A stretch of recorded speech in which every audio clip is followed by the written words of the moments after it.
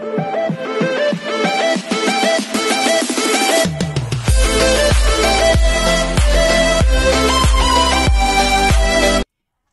this is Kitty Vlog, si Filipino actor based here in Saudi Arabia, and welcome back to my channel. Agad-agad gawa natin yung reaction video, ang Barda compilation. Siyempre dito muna tayo sa kay Ginoo. Stock muna natin sa Ginoo habang nagpapakita siya ng balat for today's video.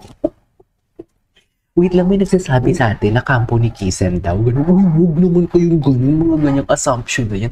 Utang na loob, sinabi ko na sa inyo, ang mga totoong Barda or solid Barda hindi naninira sa kapwa. Isa lang yung sinisira natin.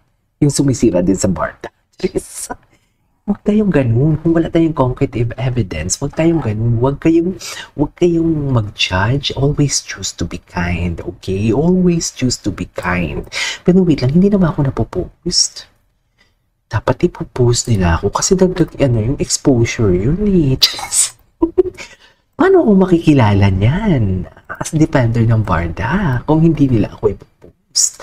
Kailangan nila akong i-post. Kasi dapat, hindi pwede. I-post nyo nga ako. Jeez. I-post nyo naman ako. Kaya sa mga TikToker, i-post nyo naman ako dyan. Yung mga chinichismis. Wait lang ha. I-ano ko muna dito. Yung mga chinichismis ko about Barda. I-post nyo naman ako for today's video para at least naman talaga makilala naman ako for today's video. Just wala na talaga akong post. Diba? wala akong post. Wala talaga akong post for today's video. Alam mo, nakakaawa kasi ang last na post sa akin sa ex ni David Fan noong August 11, walang retweet. Konti lang yung like, tapos ang retweet hindi umabot ng dalawa lang yung retweet, tapos silang dalawa lang ni Richard pa yun. Richard 1753731 yung nagsasagutan. Walang ibang nag-i-engage. Alam mo, kawawa naman. I-push nga ako yung mga good vibes na post sa TikTok. Huwag naman lahat ng video para panoorin din naman yung video ko dito sa YouTube. Diba? Huwag naman ganun. Konti lang. So, once again, longer, agad-agad, gawa natin ito ng reaction video. Pero yung analysis ko talaga, feeling ko lang naman. Feeling ko kasi doon the way sumayaw si David kay ate ko. The way siya sumayaw is something like, how do I say this? Something like, hindi talaga magjowa eh. Hindi talaga magjowa. Baka naman kasi may jowa talaga si ate girl. No? Baka naman iba ang jowa ni ate girl. Tapos tropa si David. Kasi, based dun sa video na panood ninyo yun, napanood natin yun kanina, di ba? Parang tapos tumalikod pa si David. Kasi kung girlfriend talaga yun ni David, Diyos ko tayo, dikit ng dikit. Parang wala nang bukas. Ganun yun, ang atake doon. Anyways, let's all watch this. Ang dami kong chika. Gwapo ni David.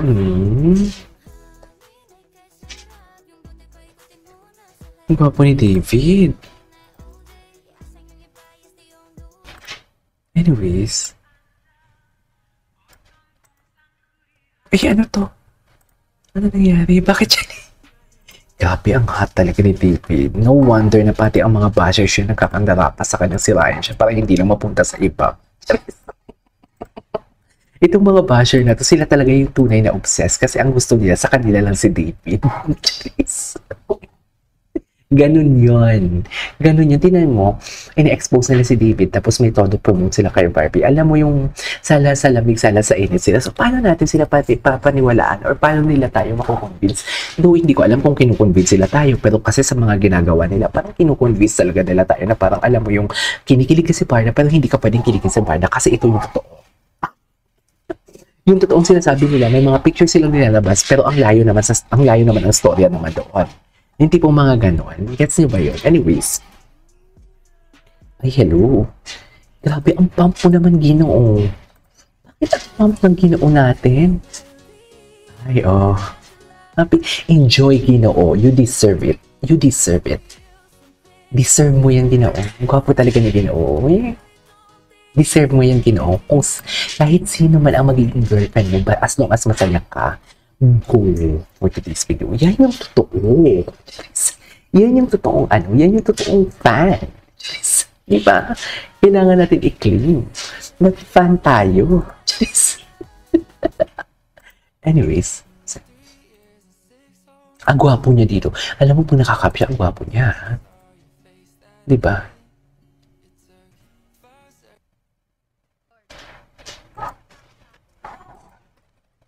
Ayan yung ipilit natin.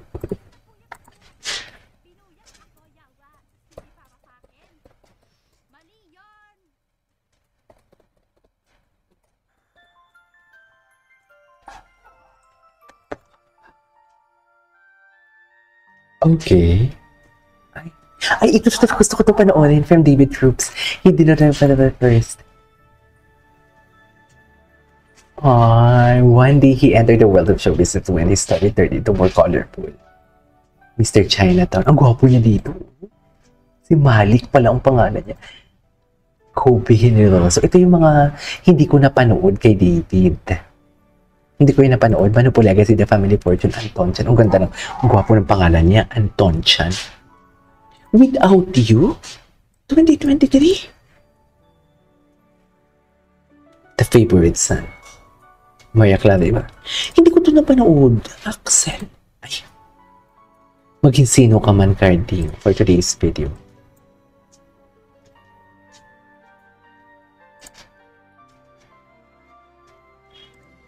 Once upon a time.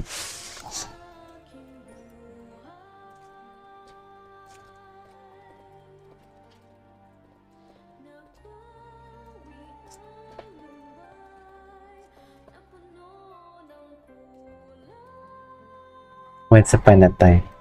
Sabi ni Norma, wait lang. Sabi ni Norma, Sabi ni Mama Norma Ayuban, 6278 for today's video. Piling ko ang birthday niya is June 2, 1978. Mama Norma, ang sabi sa akin, are you blind? Kita naman, sinasayaw ni David yung GF niya. True yan.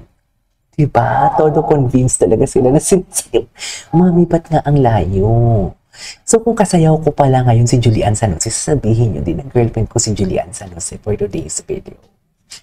Bakit kasi ang layo, Mami? Huwag nyo kasi ipilit na paniwalaan namin yung gusto nyong paniwalaan. Ayan tayo Kaya nagkandaleche-leche ang Pilipinas sa politika sa mga ganyan. Jeez. Pero iba na kasi generation ngayon, Mami. Kami mga kabataan, pwede namin kayong turuan. Conventional kasi yung utak ninyo. Conventional ang utak niyo. Yung tipong alam mo yung di ba dati? Sorry pero di ba dati, pag marunong ka lang sumulat at magbasa, tama na yan, huwag ka na mag-aral. Marunong ka na magsulat at magbasa, magtrabaho ka na sa bukid. Ganon yun, di ba? Mga ganyang klaseng mentality before. Pero ngayon, hindi na pwede. May mga SOGI bill na pinaglalaban, may gender equality na pinaglalaban, may mga facts na dapat i-check bago paniwalaan. Mga ganon na ngayon, Mami. Hindi na pwede yung sabihin mo basta kasayaw na lang at naibalita mo na girlfriend. Si David may dadaling babae, may makikipagkita sa girlfriend niya sa circle, tapos kung may makikita kayong babae kasayaw niya, girlfriend niya na agad. Hindi pwede. Each actions, each moments need i-analyze. Dapat gumagana ang utak ninyo. Hindi kayo agad nang-jump into conclusion. Mami, wake up. Mami Norma Ayuban for today's video, wake up. Mga ganyang klaseng mentality, yung tipong basta na lang, hindi yan umaasenso sa buhay. Believe mo, Mami. You have to elevate. You have to upgrade for today's video. You have to mananaliksik. Tama ba yung term ko? Dapat maging manaliksik ka. Hindi ka pwedeng mag-jump lang into conclusion. Hindi pwede yun, Mami. Tingnan nyo, may mga balita dito na mga pro-barda na mga balita, but I don't entertain. I don't agree or hindi ako makakapag-agree because wala pa akong time yung tipong research about that topic. Okay? Ang akin lang dito, hindi naman ito tinatawag na damage control. Ang akin lang dito, I just want to give analysis based on the videos na napapanood ko and nawawatch ko. Yun na yung binibigyan ko ng analysis. Okay? In order for you, example ikaw, na mabukas naman ang utak mo about sa mga possibilities. Napaka hindi naman totoo. Diba? Kaya nga may nag-explain dito Di ba? Tsaka hindi lang ako may mga teacher. May teacher dito na comment na nag-agree. Si Ma'am Josa Rich na ginagamitan ako ng jargon. Jargon sa English. Di ba? Kaya, please, huwag maging conventional yung utak mo, Mami Norma, for today's video. pahinga ka muna dyan, mami. Kasi maaga ka pang magwalis ng bakulan mo mamayang alas 3 ng hapon, Charis. Anyways, panoodin natin to. This is David Licauco before. 2007. Sa groups natin. Oy. May group siya. Ang lambing niya dito. Ang lambing niya dito. Oh. Gonna say hi and yun, sana mas sumama tayo next time. Thank you.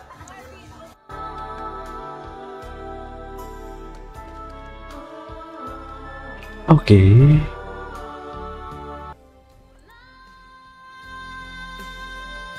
Life may be easy, we know, and get there sometimes. But please remember, you're never alone. Exactly. We know there's still so much ahead for you and we'll be right here for you.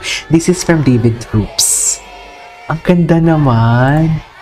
Ay, hindi. Magla-like sana ako kaso walang ano.